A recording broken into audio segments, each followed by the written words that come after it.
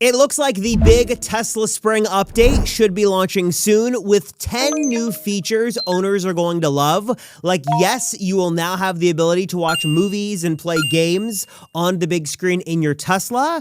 Also, a really easy way for owners to make money. No strings attached. But before I get to that, first, Tesla has quietly been making a bunch of changes to the Model 3 and Model Y you should know about because things just got really, really interesting, and there are some things here Tesla doesn't want you to know.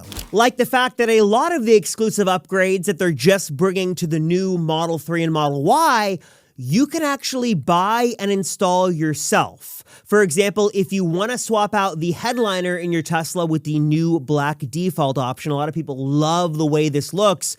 You can actually buy the part from Tesla directly from their parts catalog, and you, or I guess a third party, could actually install this in your car. It's not a huge cost, and a lot of people say it just makes the look of the vehicle so well worth it.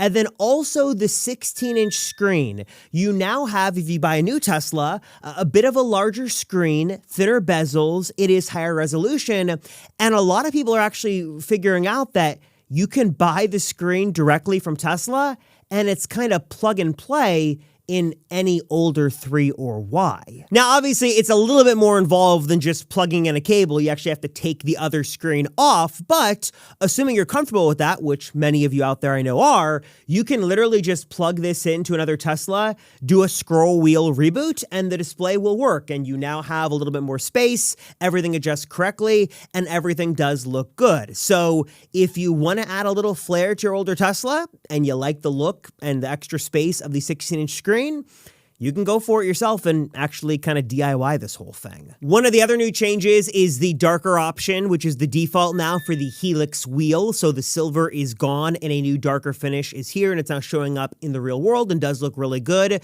There also is a new gray interior option, only unfortunately in China for now, but usually Tesla brings things internationally, so hopefully that does come soon.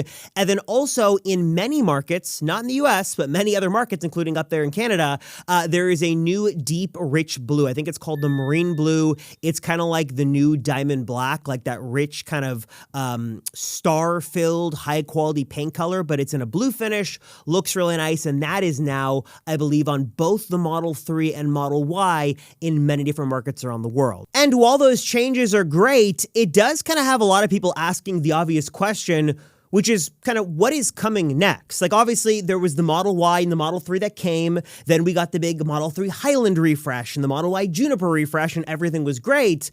And now everybody's going, okay, the refresh is here. It's great. We've had it for a year now.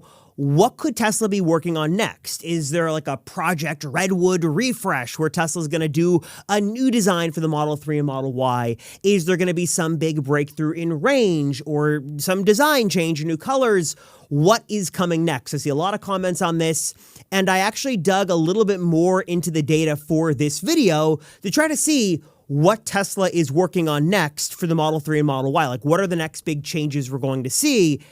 And the answer is not entirely encouraging, which maybe that's good if you like the car you've got, but if you want something better, I don't have great news. Now, there is, of course, the obvious stuff. We know that Tesla is working to bring faster data speeds to their car through 5G and Starlink modules.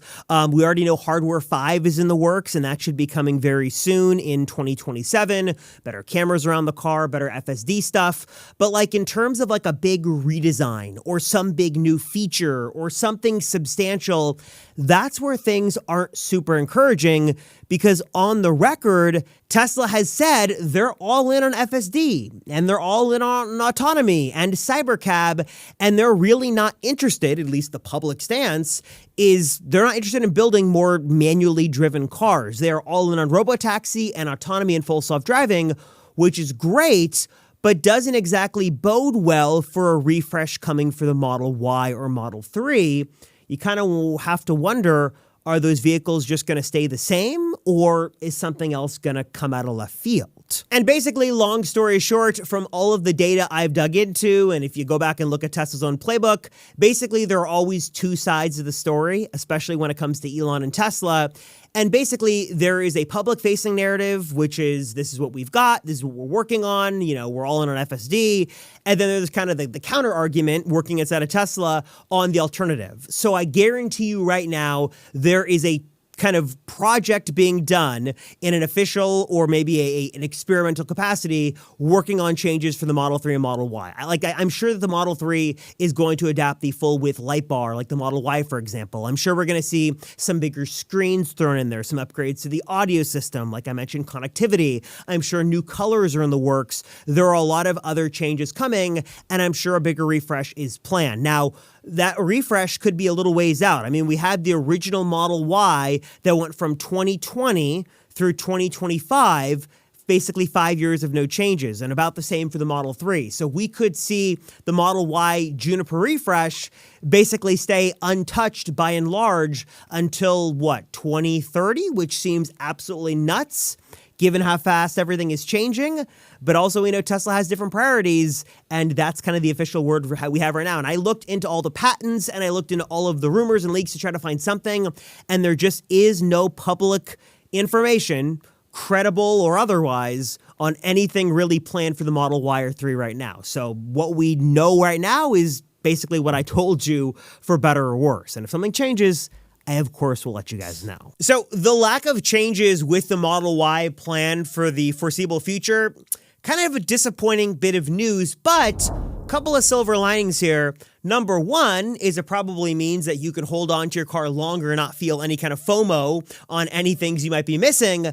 But if you're going to be keeping your car longer, or really for any length of time, you want to make sure the most important part of your car, the battery, is staying healthy and you're staying on top of things, and if it's trending in the right direction. That is why I love my friends over at Recurrent, because they have a totally free monthly report coming to your inbox every single month that breaks down everything you need to know about your battery. You can see how the battery is sort of trending, if it's following average curves, sort of in line with other vehicles in the Recurrent fleet. You can see how your charging habits could be helping or hurting the longevity of your battery. You're able to see how weather, either the hot or cold temperatures, could be hurting your real-world range. And again, it is totally 100% free, but also that's just the tip of the iceberg, because Recurrent has got way more to offer than just that. For example, if you're looking to buy a used EV, their data is actually plugging into a lot of the big used car sites. You can see how that battery is doing. And if you're looking to sell an EV, Recurrent can get you connected with just a couple of simple clicks with dealers who understand why a healthy battery is important and how that could potentially earn you some more money in the sale. Because when it comes to EVs, it's not about miles on the odometer, but the health of that battery, that underlying sort of physical technology, is way more important. And if you took care of your battery, you should be rewarded for that. And Recurrent is here to help with that process and makes it so easy. All this stuff is totally free, and you can jump in right now and check out what they've got to offer. So if you want to learn more about Recurrent's offerings, whether you're looking to buy used, you own an EV right now, and you're looking to make sure it stays as good as it can for as long as possible, or you're looking to sell, check out Recurrent's amazing tools, all for free, at the link right down below in the description. But the good news to all of this is that while hardware might not change all that often over the next couple of years, software updates are abundant and coming quickly, and more these days, they are filled with some pretty good features and upgrades. What we're seeing right now in some countries, specifically over in China, are some larger updates, specifically for the Lunar New Year. This is kind of their big holiday update for the year, and this is basically the blueprint of what our spring update equivalent is going to look like. So Tesla typically does 4 big updates per year, 3 or 4, depending on how they're doing with software. And it looks like this year's next update, that the big one is going to be in the spring, and is likely going to include a handful of big features that we're already seeing right now being released over in China with that Lunar New Year update. So we kind of know the playbook of what is coming to us in the rest of the world soon. For example, one of the big new features is what I'm showing on screen right now, and that is an all-new app within your Tesla called the Automations app. And basically what this will allow you to do is set up triggers for different things to happen in your vehicle. Like if you open your driver's side door at a certain time, it could say, hey, have a nice day, or go have a great day at work. Or it could program different things like, hey, if someone sits in the passenger seat between 12 p.m. and 10 p.m., set the air to this temperature and turn on the seat heater, a variety of things. Basically, it gives you more control and customization over a lot of different parts of your car, and it does it in a way where you can just tap on the screen. So it makes it super easily to do, no fumbling with shortcuts and apps and things like that.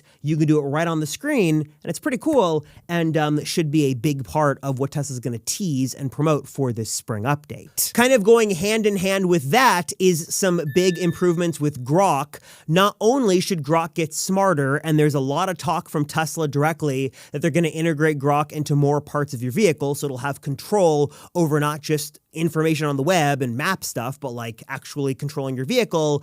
But also from the lunar update in China, they're having a wake word now. So now instead of having to click and hold on the steering wheel, you could say, hey, Tesla, or hey, Grok, and you could have a hands-free conversation. And also what we're saying in this update is that Grok will be spatially aware. So it knows not just if somebody's talking, but it can actually pinpoint with different tech in the car exactly where that voice is coming from and adjust things accordingly. So if you say, hey, turn on my seat heater, it'll turn on the driver's seat heater. But if someone in the back says, hey, I'm a little warm, could you cool me down? It could actually reset the rear climate control and maybe even, I guess, kind of roll down the window just for that person in the back. So it knows which of the 5 or 6 or 7 seats, depending on the car, somebody's in, and it's able to make some work happen that way, which is kind of creepy, but also kind of cool. So that'll be cool to see how Grok improves. When it comes to Sentry Mode and Dash Cam, Tesla is now allowing you to actually store a block of footage up to 24 hours, depending on the drive size. That won't be overridden. So if you want to have more footage stored manually, you can do that and kind of see how much capacity you've got on your drive. And then also what we're seeing is Tesla start to actually track lifetime FSD mileage. And also there has been some code that suggests free FSD miles are coming. Now, we don't know how this is going to work. There is some code that suggests this is a giftable thing. So you could gift not just an FSD subscription, but you could gift a certain amount of miles to other people, which would be interesting. But the flip side of that is that Tesla themselves could be the one gifting miles to owners. So you might be able to earn rewards for doing certain things and then actually earn free FSD miles. And now, since you can no longer buy FSD outright, at least in some parts of the world, that's going to get way more interesting because it's subscription or bust. So some free FSD miles and some more freebies could be coming. There's been a lot of talk about a new reward system, and it looks like this free FSD miles thing is just a piece of what could be a larger reward system from Tesla to try to incentivize owners, and who doesn't like freebies? So that could be kind of cool. And then speaking of freebies, Tesla is always looking for ways to incentivize owners to do things, and we've been talking for a while about ways you could make money with your Tesla, and one of the new ones actually just started rolling out now in Texas, and it's called V2G, or Vehicle to Grid. And basically the idea is that if you have the right components in your home, you can actually sell excess power from your car back to the grids. You know, like with solar panels, kind of the idea is that you could run your house off the solar panels, and if you had batteries, sell the power back to the grid and make money. This is kind of a money-making opportunity that if the stars align, and assuming you're in the right use case for this in the right area, you could actually make money by selling back battery capacity from your Tesla to the grid, which is kind of interesting, and is something Tesla, again, is rolling out in Texas that should be rolling out soon to other states and probably other parts of the world. And then also with that, that's V2G, there's also V2L, or Vehicle to Load. That is the ability to actually plug in something to your car and use your car like a big battery bank. So you could plug in another car and charge it off your car. You can plug in devices. Tesla currently supports this on the Cybertruck and the Model Y L and the Model Y Performance. Those two Model Y specs do support it. And there's a lot of talk about maybe Tesla actually turning this on remotely with a software update and bringing this V2L capabilities to all modern Teslas. You might be able to actually use your car as a big power bank with the spring update, which sounds kind of niche, kind of is, but also could be kind of cool and You already got the big battery already, so why not put it to good use? And then one of what could be the biggest features of this update, which again, I'm going to say take with a grain of salt because I've seen leaked code on this and some suggestions is happening, but it's going to be interesting to see if it plays out.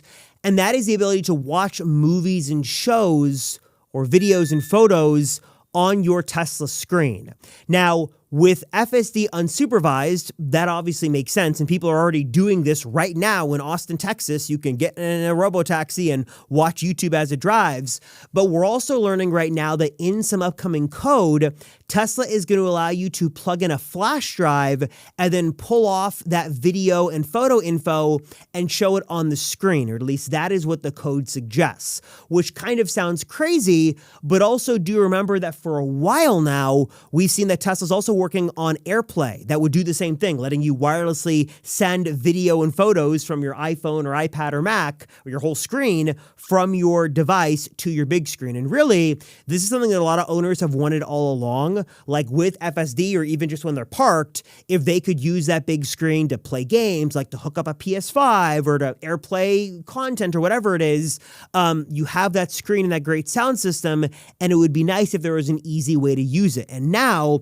it looks like Tesla's working on two ways to do that: AirPlay, and then the ability to actually use the USB port to plug in and do things that way. That would be cool, and hopefully a feature we see coming soon that would finally make that big screen in your car a little bit more useful. And I guess one last wild card that I know people are mad about, but it is on the table for this year, is CarPlay. Bloomberg just a couple of days ago reported once again that CarPlay is in the works at Tesla and is on kind of the plan for the year and could be something we see as soon as the spring update. I'm not going to say it's going to for sure happen or not, but if we're talking about rumors and what Tesla's working on and what we could see, this is one of those things on the list that would be really cool. And I know for a lot of people would be exactly what they want to see. That's kind of what we know right now. If things change or new apps come, I will let you know. There's been a lot of speculation about some new media apps we could see and maybe the expansion of Tesla Theater. But right now, that's kind of the running list and what we've seen in China of features that could come over to our big spring update, possibly launching basically at any moment now, sometime in March or April.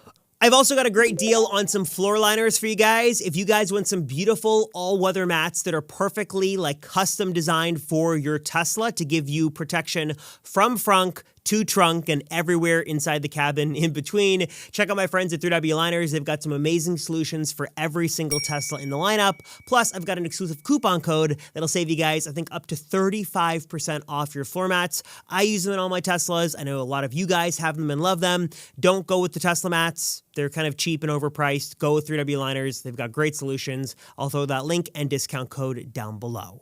And I should say that while floor mats are great for protecting your Tesla from gunk and dirt and spills and stuff like that, if you want to protect your Tesla from like more real world elements like bad guys and vandals, that is where Sentry Pro is here to help and makes it super easy. It's an app that is giving you live real-time alerts anytime Sentry mode goes off, works on both iOS and Android, and can even break through some of the do not disturb settings so you can be alerted when Sentry mode needs your attention.